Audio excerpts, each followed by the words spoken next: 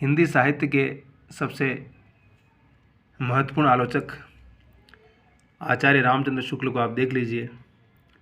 शुक्ल जी का जन्म 4 अक्टूबर 1882 में बस्ती ज़िले में हुआ था और 1941 में वाराणसी यानी बनारस में उनकी मृत्यु हो जाती है। वो लेखक थे, साहित्य के इतिहासकार और प्रतिभाशाली चिंतक, थिंकर।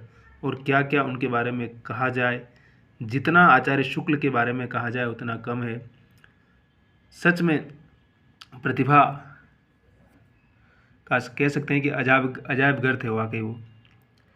और उनकी बातों से हमारी असहमति हो सकती है, उनकी किसी सिद्धांत से, लेकिन विद्वता के मामले में वो किसी से भी कमज़ोर नहीं थे। उनका हिंदी साहित्य का इतिहास जो 1929 में प्रकाशित हुआ था, हर हिंदी साहित्य के विद्यार्थी के लिए एक आधार ग्रंथ की तरह है और उसको हमें ज़रूर पढ़ना चाहिए। जो पहले हिंदी शब्द सागर की भूमिका के नाम से लिखा गया था, लेकिन बाद में उसको उन्होंने उस नाम से पब्लिश करवाया था। ये आचार्य शुक्ल जी का पिक्चर है और शुक्ल जी ने क्या क्या लिखा और क्या क्या समझा, हम उनके बारे में कुछ विस्तार से बात करेंगे। और देखिए, शुक्ल जी के जीवन के बारे में एक बात बता दूं कि शुक्ल जी को गणित, मैथमेटिक्स नहीं आती थी। वो भी मैथमेटिक्स में फेल हो गए थे और मैथमेटिक्स में फेल होने के कारण वो आगे की पढ़ाई पूरी नहीं कर पाए थे। लेकिन सिर्फ मैथमेटिक्स में फेल हो जाने से वो हिंदी साहित्य के कोई कमज़ोर साहित्यकार, रचनाकार नहीं है। वो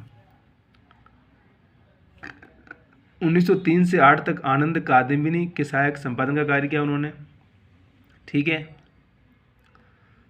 उसके बाद उन्होंने स्कूलों में पढ़ाई वढ़ाई की, सब ठीक ठाक था, उनका परिवार, संसाधन भी थे। 1908 में काशी नागरी प्रचार सभा के लिए उन्होंने हिंदी शब्द सागर, उसके लिए किसके लिए लिखा था उन्होंने? हिंदी शब्द सागर उन्होंने लिखा था। काशी नागरी प्रचार जो सभा थी, जो हिंदी के लिए काम कर रही थी, उसके लिए लिखा था।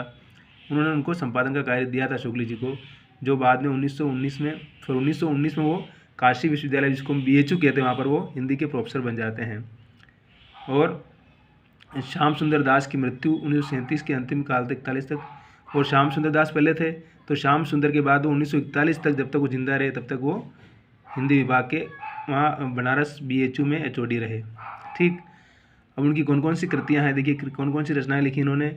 सूर पर लिखा, तुलसी पर लिखा, जायसे पर लिखा इन्होंने, रसवाद पर लिखा, अभिव्यंजना पर लिखा, रस मीमांसा लिखी इन्होंने। उनके जो निबंधों का संग्रह है 3 खंड में है, चिंतामणि नाम से प्रकाशित है, आपको पता ही है, चिंतामणि के नाम से उनके निबंध संग्रह प्रकाशित है, चिंतामणि के नाम से। फिर हिंदी साहित्य का इतिहास मैंने बता ही दिया आपको कि वो हिंदी शब्द सागर की भूमिका था, जो बाद में इस हिंदी साहित्य के नाम से, हिंदी साहित्य का इतिहास के नाम से उन्होंने छापा था। फिर उनको कई भाषाओं का ज्ञान था, तो उन्होंने अनुवाद भी किया। उन्होंने अंग्रेजी से विश्व प्रपंच की भूमिका का अनुवाद किया उन्होंने। आदर्श जीवन, मेगस्थनीस, कई सारी चीज़ों का अनुवाद करते रहे शुक्ल जी लगातार। उसके लिए उनकी संपादित कृतियाँ हैं हिंदी शब्द सागर, नागरी प्रचार सभा, फिर भ्रमण गीत सार का संपादन किया, सूर के साहित्य का उन्होंने, सूर, तुलसी, जायसी की ग्रंथावली का संपादन किया उन्होंने। तो इस लिहाज से भले आप देखेंगे कि शुक्ल जी की रचनाएं भले कम हो, लेकिन शुक्ल जी को पढ़ना, उनको समझना अपने आप में एक बहुत बड़ी चुनौती है हमारे सामने। उनके हिंदी साहित्य के इतिहास को ही अगर हम पढ़ लेंगे तो मुझे लगता है कि हम बहुत सारी परीक्षाएं पास कर जाएंगे।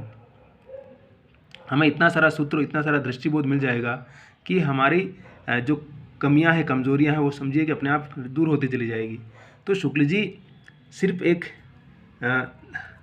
इतिहासकार ही नहीं, बल्कि थिंकर, चिंतक और आधुनिक साहित्य के निर्माता और आधुनिक साहित्य को एक बेस देने वाले रचनाकार है। इसलिए आचार्य शुक्ल को पढ़ना हर हिंदी साहित्य के पाठक के लिए बहुत ज़रूरी है। अगर हम उनको पढ़ेंगे नहीं, उनको जानेंगे नहीं, तो हम आगे के साहित्य को और उसकी परंपरा को नहीं समझ पाएंगे। क्योंकि हिंदी साहित्य के इतिहास में जो उन्होंने जो दृष्टिबोध दिया है, चाहे तुलसी के बारे में हो, चाहे कबीर के बारे में हो, चाहे आधुनिक काल के बारे में हो, चाहे भारतेंदु के बारे में हो, वो अपने आप में एक अद्भुत और महत्वपूर्ण है। इसलिए हर हिंदी साहित्य के विद्यार्थी को आचार्य शुक्ल का इतिहास, हिंदी साहित्य का इतिहास, जो 1929 में छपा था, जो पहले हिंदी शब्द सागर की भूमिका नाम से नागरी प्रचार सभा के लिए लिखा था, लेकिन बाद में उसका नाम बदल के उसको हिंदी साहित्य के इतिहास के नाम से छापा था। और उसके बाद कई लोगों ने इतिहास लिख दिए, लेकिन उसको से गुजरे बगैर हम हिंदी साहित्य को नहीं समझ सकते हैं। इसलिए अगर आप हिंदी का कोई भी पेपर लेते हैं, एक्सपर्ट के तौर पर, या बीए पास करने के लिए, या एमए के लिए, या नेट की परीक्षा को पास करने के लिए, तो आचार्य शुक्ल को समझना और जानना बहुत ज़रूरी है। अगर हम उसको नहीं समझेंगे तो हमारा ज्ञान आधा अधूरा ही रहेगा और हमारी समझ में जो एक विज़न बढ़ना चाहिए, जो दृष्टिकोण बढ़ना चाहिए, वो कभी भी निर्मित नहीं हो सकता। इसलिए मैं गुजारिश करूँगा कि आचार्य शुक्ल को, उनके इतिहास को ज़रूर पढ़ें और हमारे चैनल को सब्सक्राइब करें, लाइक करें और बेल आइकन ज़रूर दबाएं और खुश रहें, मस्त रहें, मुस्कुराते रहें और अपने आप से प्यार करें, मोहब्बत करें। ज़िंदगी आपकी है, इसको अच्छा या बुरा बनाना सिर्फ़ और सिर्फ आपके और हमारे ही हाथ में है। इसलिए दूसरों की बातों पर ध्यान न दें, अपने आप पर ध्यान दें और अपने आप को प्रिपेयर करते रहें। जो कुछ है वो मिल के रहेगा। धन्यवाद।